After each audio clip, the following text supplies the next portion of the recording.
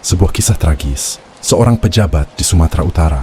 Pada tahun 2008, Kabupaten Bukit Raya di Sumatera Utara membentang dengan hijaunya perkebunan sawit dan aroma kopi yang kental.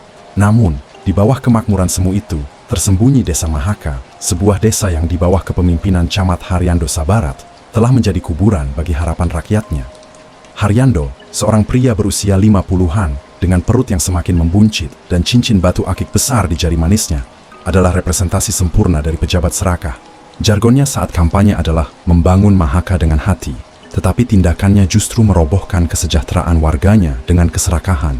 Sejak menjabat 2 tahun lalu, ia telah memangkas anggaran pembangunan jalan desa, menggantinya dengan material murahan, dan menyalurkan selisihnya ke rekening pribadi. Proyek jembatan yang seharusnya menghubungkan 2 dusun penting macet, dan dana bantuan sosial untuk para petani miskin menguap, dialihkan untuk membelikan istrinya, Fatma, perhiasan emas terbaru dari Medan. Keluarganya, istrinya, anak-anaknya, dan bahkan beberapa kerabat jauh semua menikmati kursi empuk hasil praktik nepotisme yang terang-terangan. Siapapun yang berani mengkritik akan diintimidasi atau dipindahkan ke posisi terpencil.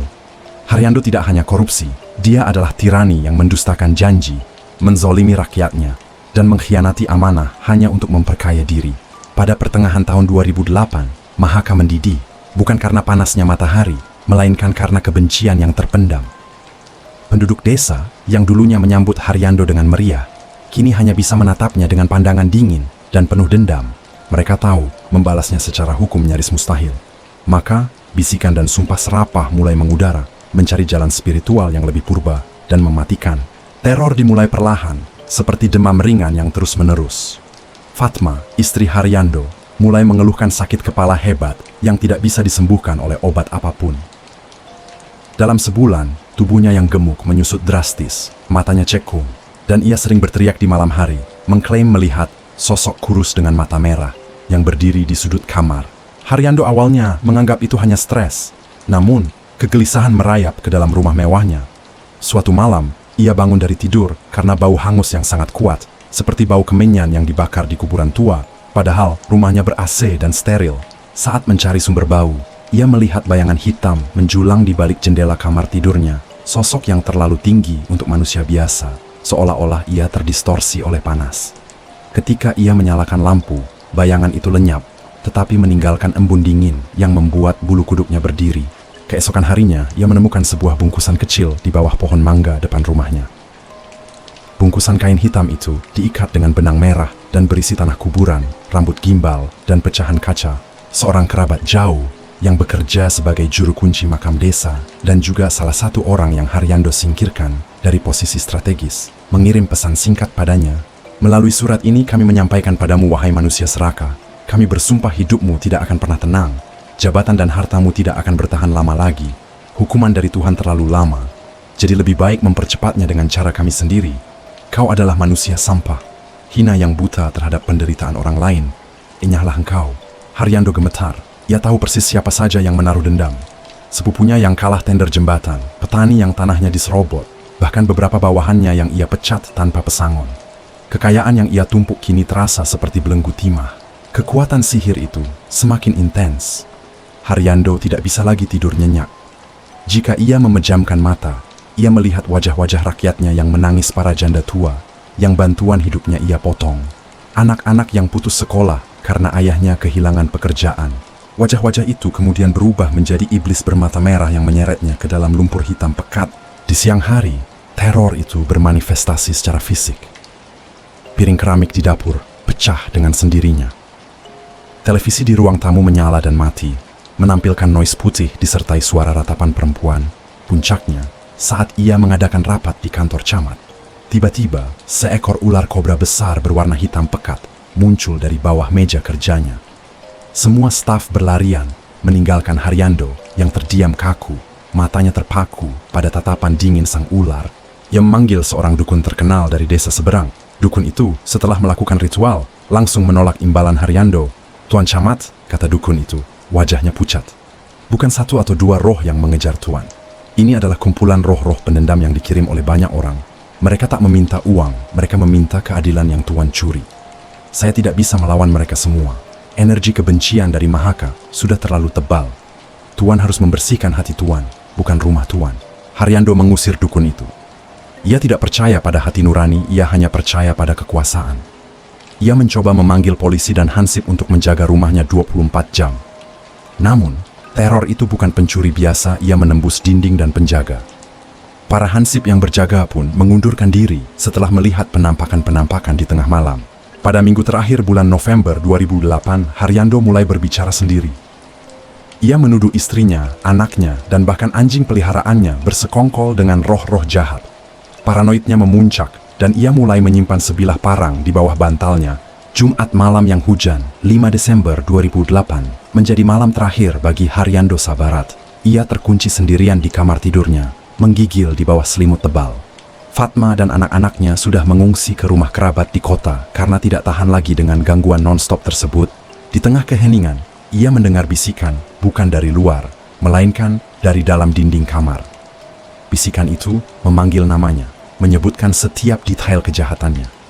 Dana jembatan, sawit si Ahmad, tanah janda Siti. Tiba-tiba, lampu kamar mati, dan Haryando merasakan hawa dingin yang menusuk. Ia merasakan ada banyak tangan yang dingin dan kurus meremas tubuhnya di balik selimut. Ia berteriak dan meronta, meraih parang, dan membacok ke segala arah. Jeritan kesakitan dan dentingan parang yang mengenai dinding terdengar samar-samar oleh tetangga terdekat, tetapi tidak ada yang berani mendekat. Rasa takut terhadap roh jahat bercampur dengan kepuasan tersembunyi. Mereka menganggap itu adalah balasan yang layak. Keesokan paginya, ketika keluarga camat datang bersama polisi, mereka menemukan Haryando tergeletak di lantai kamar. Ia meninggal dalam kondisi mengenaskan, tubuhnya penuh luka sayatan yang ia lakukan sendiri dengan parang. Matanya melotot, dan di wajahnya terukir ekspresi ketakutan yang abadi.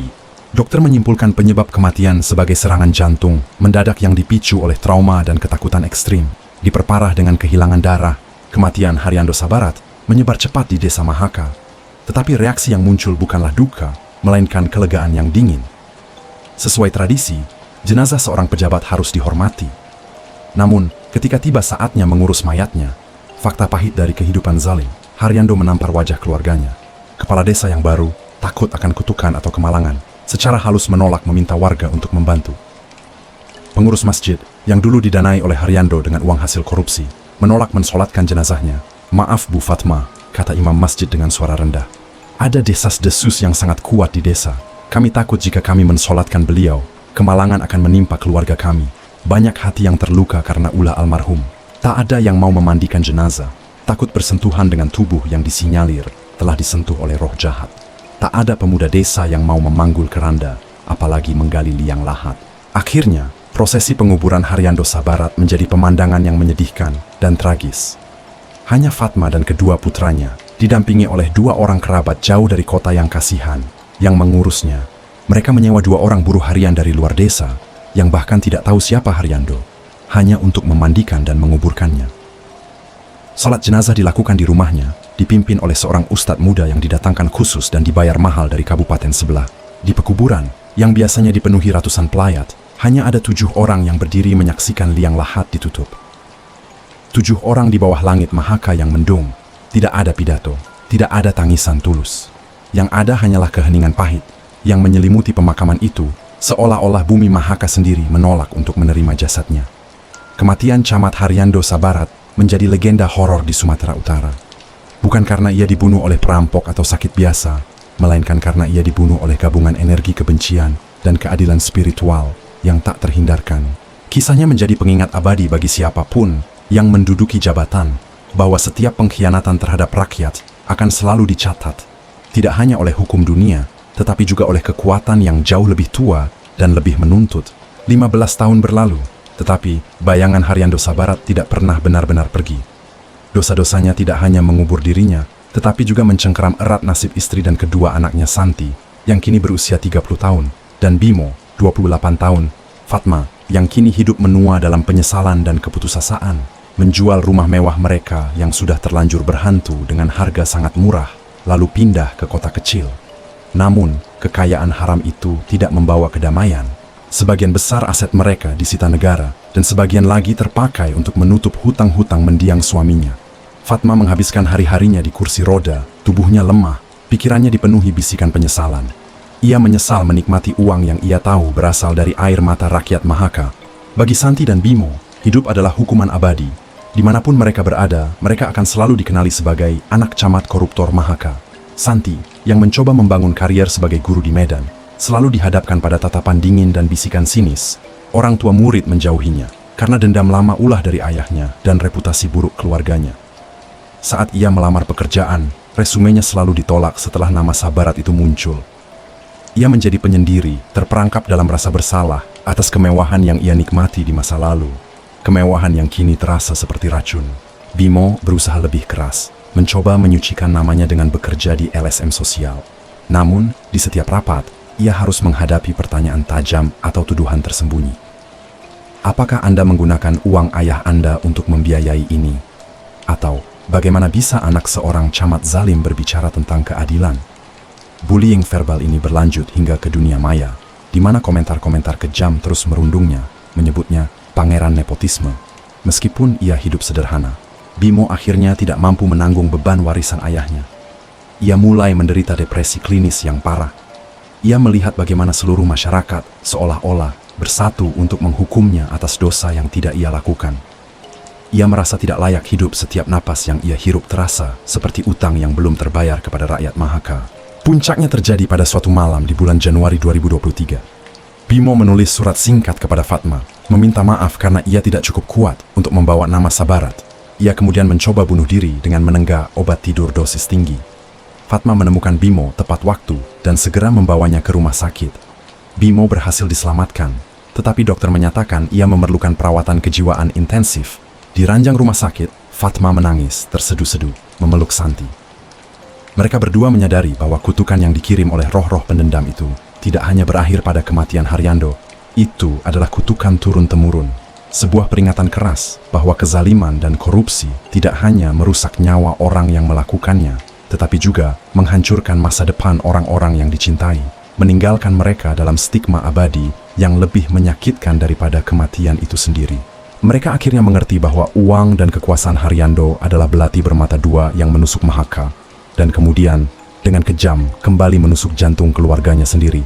Kisah tragis Haryando Sabarat dan keluarganya di desa Mahaka adalah sebuah cermin gelap bagi kita semua. Pelajaran yang ditulis dengan tinta penyesalan, air mata rakyat, dan kegelapan sihir. Kepada setiap orang yang diamanahkan kekuasaan, Camat Haryando adalah peringatan tertinggi. Amanah adalah tanggung jawab. Jabatan publik bukanlah peluang untuk memperkaya diri, melainkan ibadah dan amanah dari Tuhan dan rakyat. Setiap perbuatan korupsi, nepotisme, dan kezaliman adalah pengkhianatan yang tidak hanya akan diadili di dunia baik melalui jalur hukum maupun balas dendam tak terduga, tetapi juga di akhirat. Kezaliman menghancurkan keturunan. Kekayaan yang diperoleh dari menindas orang lain tidak akan pernah membawa berkah. Dosa pemimpin akan menjadi beban berat bagi keturunannya, seperti yang dialami Santi dan Bimo. Kebahagiaan sejati tidak bisa dibangun di atas penderitaan orang lain. Kepada mereka yang hatinya dipenuhi kemarahan dan dendam, yang memilih jalan sihir dan dukun seperti rakyat Mahaka yang mengirim santet. Sihir adalah dosa besar, syirik. Menggunakan sihir, santet, atau memohon kepada entitas selain Tuhan untuk membalas dendam adalah perbuatan syirik atau menyekutukan Tuhan. Dalam banyak ajaran agama, syirik adalah dosa terbesar yang tidak diampuni. Membalas kezaliman dengan menyekutukan Tuhan bukanlah keadilan, melainkan menambah kejahatan baru yang jauh lebih berbahaya bagi jiwa. Keadilan hanya milik Tuhan. Jika jalur hukum tertutup, percayalah bahwa doa orang yang terzalimi adalah senjata paling tajam dan terjamin. Serahkan urusan pembalasan kepada Tuhan, karena Dia Maha Adil dan mengetahui cara yang paling bersih dan pasti untuk menghukum para pelaku kezaliman, tanpa mengotori iman Anda. Kepada keluarga yang tidak bersalah, namun harus menanggung stigma dosa masa lalu. Dosa ayah bukan dosa anak. Anda tidak bertanggung jawab atas perbuatan Haryando. Beratnya beban sosial dan perundungan yang mereka terima adalah kezaliman baru yang dilakukan oleh masyarakat. Mereka berhak untuk hidup, untuk bahagia, dan untuk menyucikan nama sendiri melalui perbuatan baik dan ketulusan. Maafkan diri sendiri. Fatma, Santi, dan Bimo harus berhenti menyalahkan diri sendiri karena pernah menikmati kekayaan haram itu. Yang terpenting adalah penyesalan yang tulus dan upaya untuk menebusnya. Berikan sebagian kekayaan yang tersisa atau hasil kerja keras sekarang untuk amal atau membantu orang miskin di Mahaka sebagai bentuk penebusan. Kuatkan iman dan mulai baru. Berdirilah tegak. ubah nama keluarga jika perlu. Fokuslah pada penyembuhan jiwa seperti Bimo dan membangun hidup baru yang bersih. Hanya dengan kembali kepada Tuhan dan berpegang teguh pada kebenaran akan menemukan kedamaian yang tidak pernah bisa dibeli oleh harta camat Haryando. Kutukan terberat bukanlah sihir, melainkan keputusan kita sendiri untuk memilih jalan kegelapan. Baik bagi yang menzalimi maupun bagi yang membalas kezaliman dengan cara yang haram. Semoga kita semua mengambil hikmah dari tragedi Mahaka